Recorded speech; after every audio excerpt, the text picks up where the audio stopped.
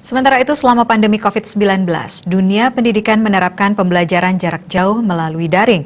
Pembelajaran ini memberikan beberapa dampak seperti keterbatasan komunikasi yang berbeda jika dilakukan secara langsung. Dunia pendidikan mulai menerapkan pembelajaran daring semenjak pandemi COVID-19. Pembelajaran tersebut menimbulkan beberapa dampak, seperti bagi guru dan juga siswa. Dampak tersebut disebabkan karena terbatasnya komunikasi. Juga mengikutinya karena tidak ada pilihan. Nah, ini kalau saya melihat dari dampak, itu ada 3 dampak yang akan ditimbulkan. Dampak bagi guru, dampak bagi siswa, dampak bagi orang tua. Dampak bagi guru, sejujurnya guru juga mengalami kesulitan melaksanakan PJJ itu. Ini ada kesulitan guru berkomunikasi dengan orang tua siswa. Kenapa?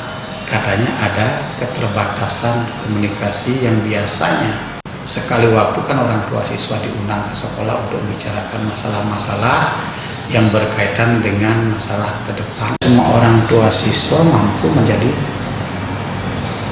guru atau mampu mendampingi anaknya. Komunikasi secara langsung biasanya bisa dilakukan antara guru dan orang tua guna kemajuan kualitas pendidikan peserta didik. Hal ini juga memberikan kesulitan bagi orang tua yang harus membimbing pembelajaran anak. Desa Aryani, Bali TV.